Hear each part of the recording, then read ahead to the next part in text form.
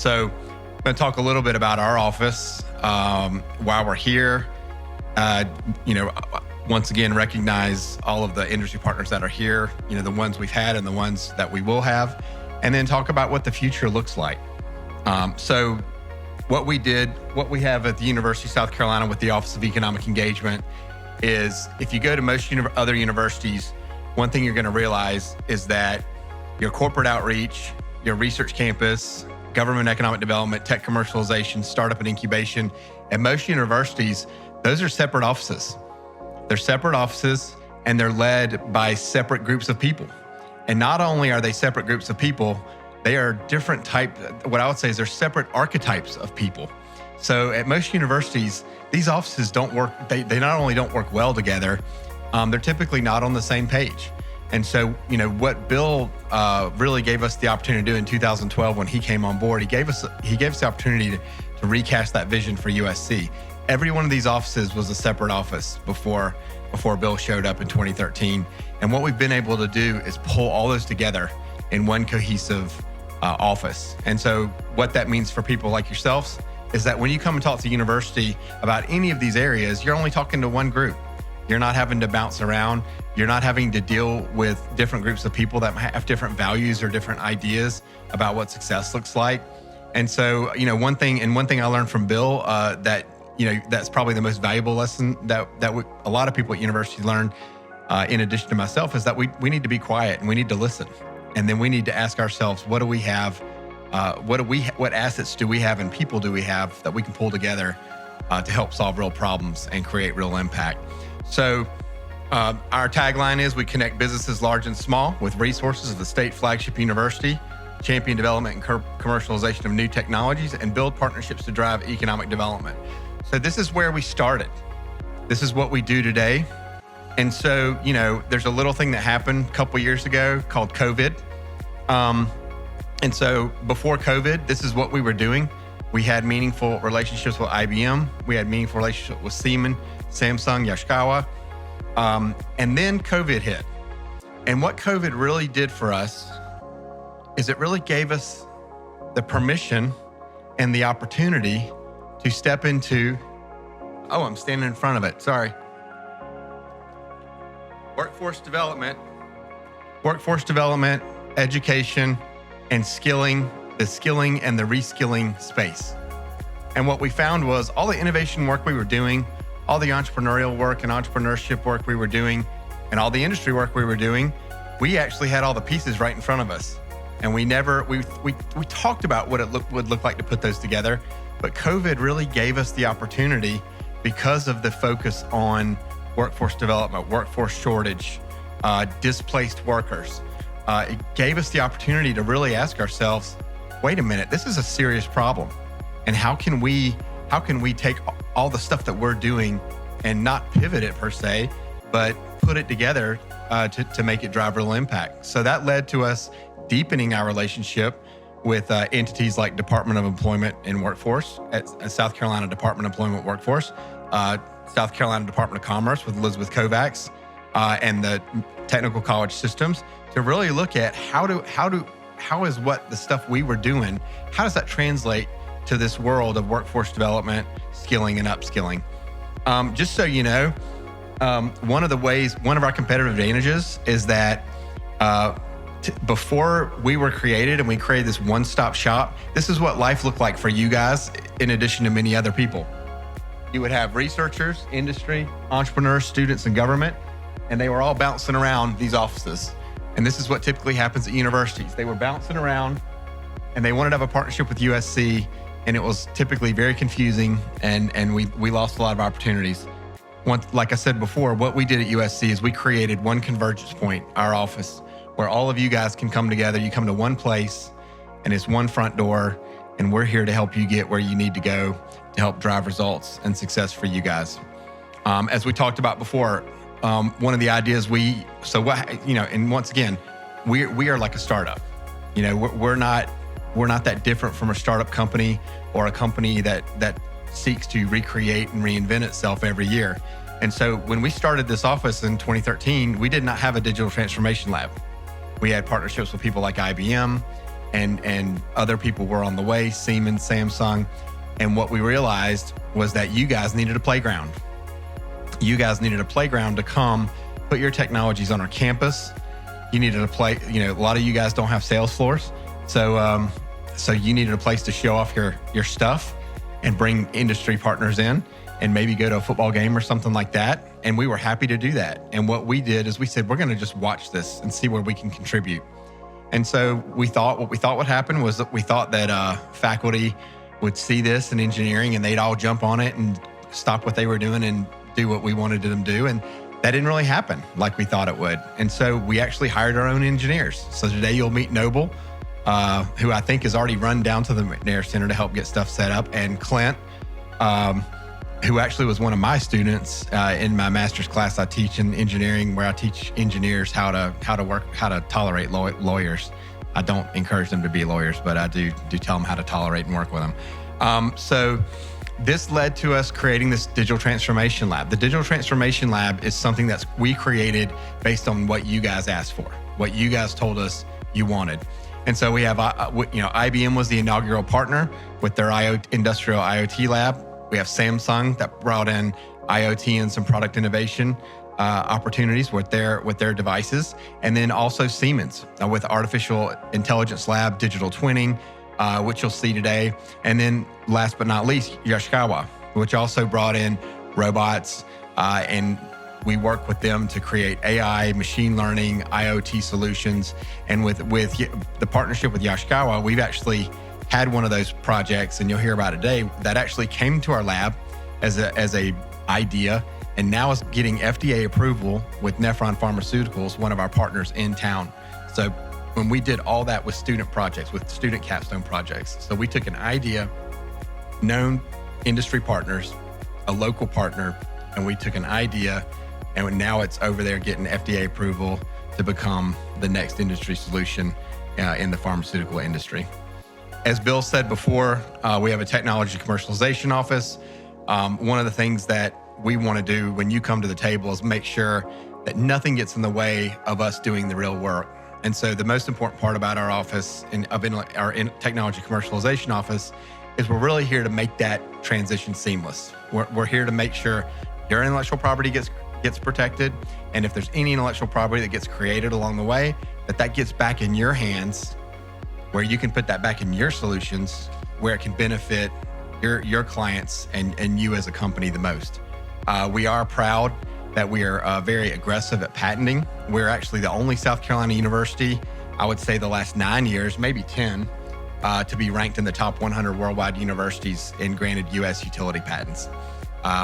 And also we work a lot with startups, small businesses, and we work with, we have a group that does SBIR and STTR grants, and I'll tell you more about that later. But we've brought in $20 to $30 million of that federal funding that goes to small businesses that are trying to create prototypes and get solutions into the marketplace. That's also done through a program called 3-Phase, which is funded by South Carolina Department of Commerce, Laura McIntosh back there. And that's really been a key part. And what Commerce did is they gave us the ability not just to serve the Midlands and USC, but also the entire state.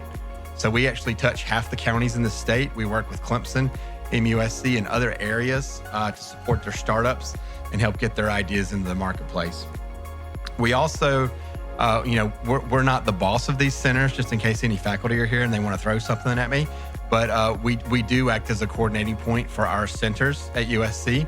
So that involves things like digital transformation, IoT industrial innovation, our aerospace, our pharmacy innovation center, Siemens Healthineers think tank, Idea Labs, our Columbia Technology Incubator, as well as the newest one would be our AI Institute, which also was a direct result of your feedback. We went and talked to Dean Harari and said, we need somebody and we need a group that understands AI, because everybody we're talking to keeps saying AI.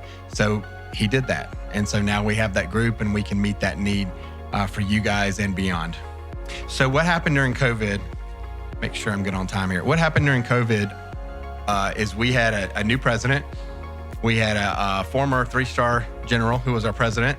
and we went into COVID mode. And at the same time we went into COVID mode, he was launching a strategic plan process for the university.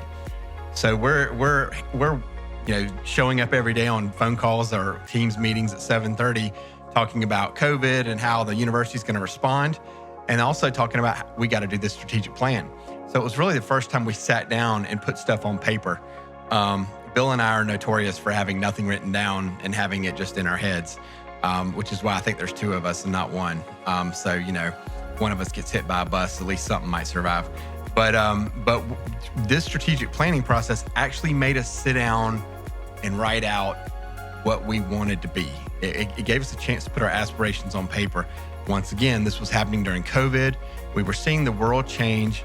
We were seeing work change. We were seeing this focus from not just innovation, entrepreneurship, and cool ideas and new technology, but we were also seeing a real pivot towards workforce development, workforce shortage. How do we develop talent? How do we upskill? How do we reskill?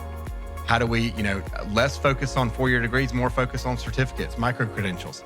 So we said, well, how do we integrate that into our strategic plan? So this is a result. This is one page of our strategic plan, but one of the things we put in here was create future opportunities, research, education, scholarship through state, federal, and industry partnerships. The bullet on there is increase university partnerships with entrepreneurs and private industry. That's why we're here today. Number 2, business impact. One of our other priorities was to be an engine for business development in the state of South Carolina. You can I'm not going to read it, but you can see this slide. This slide is all about what we're doing today, creating that collision point between industry and the university. And then lastly, community partnerships, not just being pragmatically focused on how do we deliver products, technology, people into the marketplace, to your hands to affect industry, but also how do we do that and be a community partner? So how do we work with K through 12? How do we work with our local economic development groups? How do we work with the city to help them accomplish their goals to increase overall community partnership and economic impact? So what does success look like? Well, one of the ways success looked like for us very early on, and this was a big tribute to the work that Bill did with some great guys from Siemens, Del Costi, Raj Batra, is that Siemens, we work with Siemens, and they gave us a big grant of $628 million worth of software. And so there's a great picture of Bill and the governor and President Pastides, Raj Batra, and then Raj and Del decided to get a picture with the governor because they wanted bragging rights. He's still our governor, so it worked. It worked. The other one, and I just found out about this last night, and I told Clint, the other Clint from Yoshikawa, that I was going to be putting this in my PowerPoint. So Clint, this is, I told you. So Yoshikawa is working with a group out of Eastern Kentucky University. And what they're doing is Yoshikawa is looking for ways of how do we not only introduce technology to college students, but how do we introduce technology and curriculum and workforce development training? And so they're doing some really cool stuff in Eastern Kentucky, which is very similar to what we're doing here. And so I found out about that last night at dinner, and I thought it was pretty cool. But the whole point is, once again, what's Yoshikawa thinking about? What's Siemens thinking about? How do we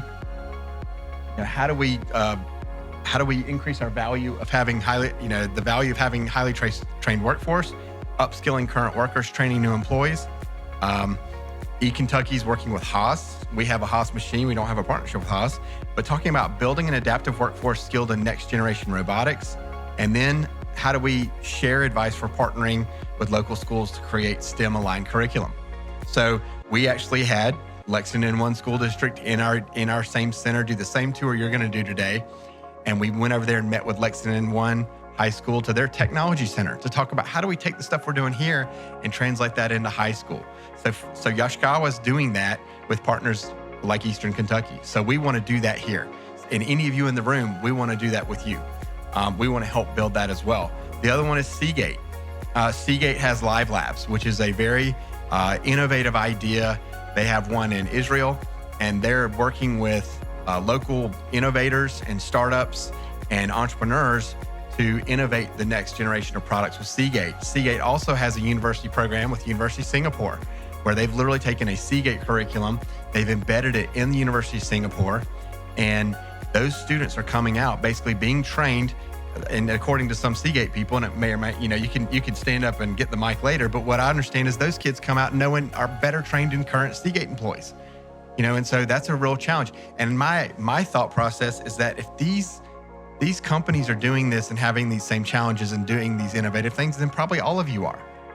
And so that's another part of this partnership I want to bring to light, is that it's not just about just doing the pragmatic industry solution stuff. It's like, how do we partner with you to actually, create the next workforce? How do we partner with you to reskill and upskill your employees? How do we become, what I tell people, how do we become the ununiversity where, I'm not inviting people to come to university just to get 4-year degrees. I'm inviting them to come get workforce development training, micro-credentials, 2-year, 4-year things. And these are things that we're not competing with technical colleges, because they do it. It's a different animal. And so one need we uncovered, which is pretty interesting from the high school conversation, was that high school teachers, as well as technical college teachers, they're busy doing their teaching. They can't always be current with technology. They don't have time. They're not in technology every day. They're not immersed in it like you are. They're not immersed in it like we are. So one of the things that we learned that's a real need on the high school side, probably in the technical college side too, is if we do this program right, part of it will be like a train the trainer model. Well, we'll have industry executives like you partnering with our PhDs and scientists and our applied people, and we'll be training those teachers up in the latest technology. And we'll always be doing that, right? Because the technology is always changing. That goes to the adaptive model. And so it's great to see, number one, it's great to be a beneficiary from Siemens of that. It's also great to see partners like, and also with Yoshikawa, but also seeing the work that's being done by you guys out there. And so we want to be a big part of that. So let's just keep talking about it. And to me, this is very exciting. So here's the other thing. What does the success look like? When we started this, success to us was, hey, we're going to solve industry problems and we're going to let our students see it. But you know what? We found out that success looks a lot like this. And sorry if Josh is here, I'm embarrassing him. It's a good picture though, Josh. And you actually look the same, so that's good. So yeah, Josh Patel, graduated from USC, mechanical engineering. He's currently at Siemens Digital Industries.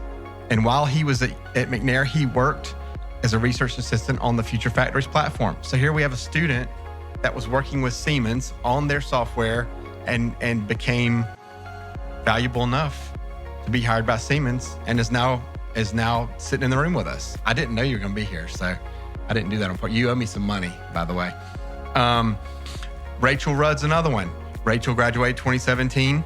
Her capstone was sponsored by GKN Aerospace, and she's currently a quality process engineer in their Tallahassee, Alabama facility.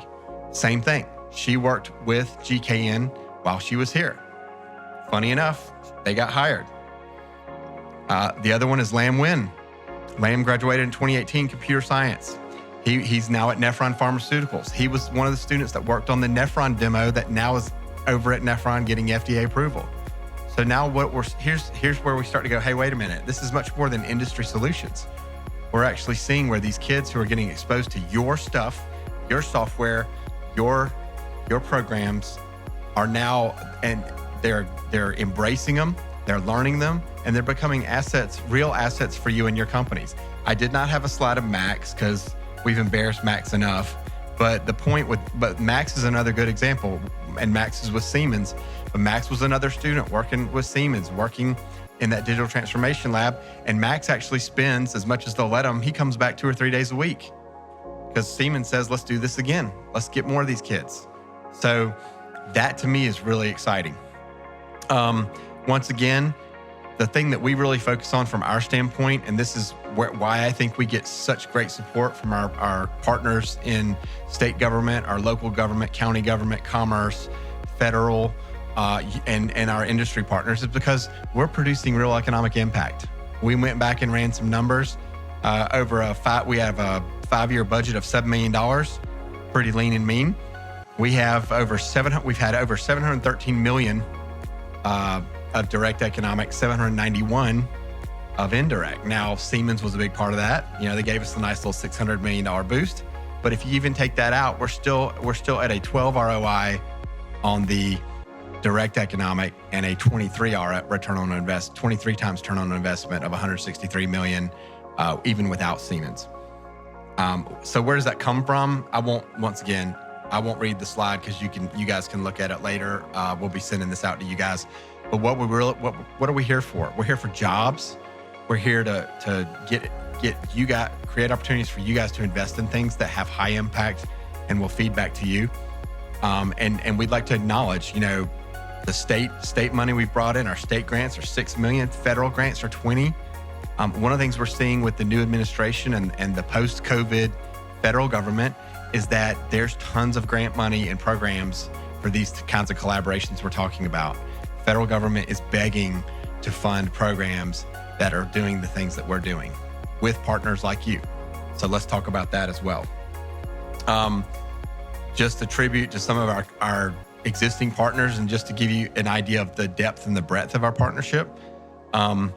SCRA is another big part of what we're doing, and that's the building that we do all this in is their building, and they've also worked with us to provide seed funding for these demos as well.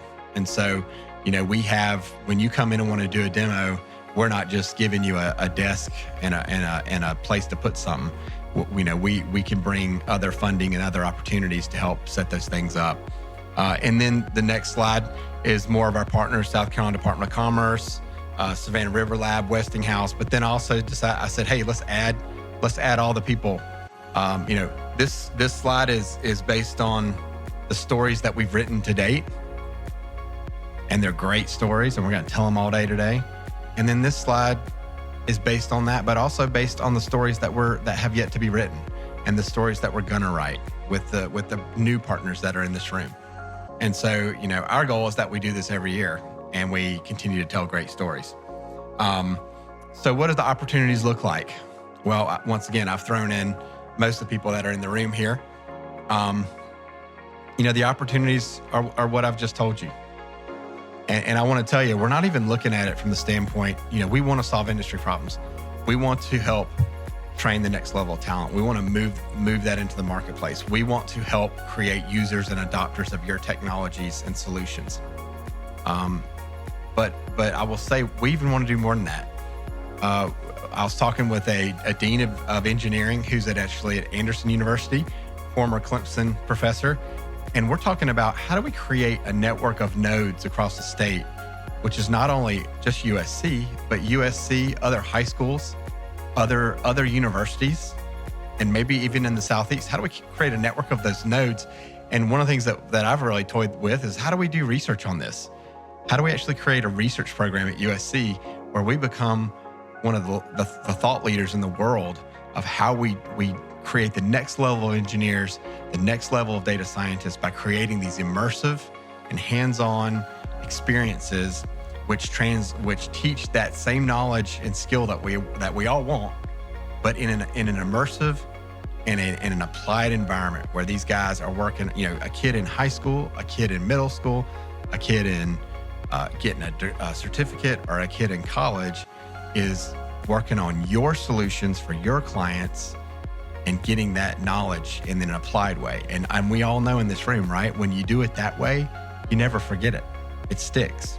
And I will tell you, I tell people all the time, like the generation we talk about, the young generation. One of the things we see with this young generation is they want to work on stuff that matters. And when you give them stuff that matters, they step up and they get excited. So one of the things I want out of this is I want more of you guys to come to me and say, Chad, let's do this. Let's do it. Let's build this thing. Let's go catch all these kids, and let's build the next workforce and build the next solutions that'll lead to the next products that'll make your companies great. So I'm going to stop there.